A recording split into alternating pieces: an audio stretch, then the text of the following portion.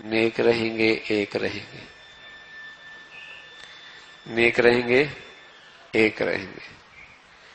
جب تک مسلمانوں کے گھروں میں نیکی تھی نا تو کبھی سننے میں آتا تھا کوئی گھر ٹوٹا ہے،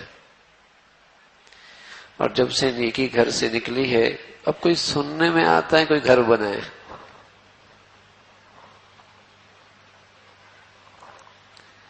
نیکی تھی تو محلے کا بوڑھا سب کا بزرگ اور محلے کا بچہ سب کا بیٹا، نیکی گئی تو اپنے گھر کا بوڑھا بھی برداشت نہیں۔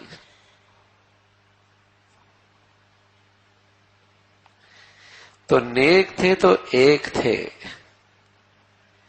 30 سال زندگی کے میاں بیوی اکٹھے گزارتے ہیں، نیک نہیں تو ایک نہیں۔ تو نیکی وظیفوں کا نام نہیں ہے کہ وظیفے بہت پڑھ لیے۔ ایک شخص آیا اللہ کے نبی صلی اللہ علیہ وسلم کی خدمت میں، کہنے لگا یا رسول اللہ احب ان اکون اعبد الناس، میں سب سے بڑا نیک بننا چاہتا ہوں، سب سے بڑا نیک بننا چاہتا ہوں۔ تو پیارے رسول صلی اللہ علیہ وسلم نے فرمایا اتق المحارم تکن اعبد الناس، حرام سے بچ جاؤ سب سے بڑا نیک بن جائے گا۔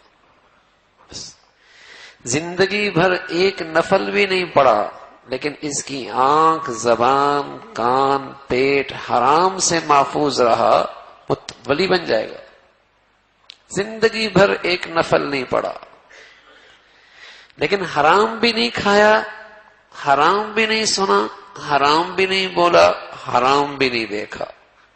اتق المحارم تکن اعبد الناس، حرام سے بچ جا سب سے بڑا نیک بن جائے۔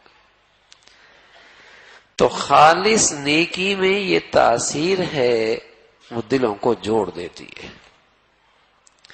گناہوں کا یہ ری ایکشن ہے کہ جڑے دل ٹوٹ جاتے ہیں۔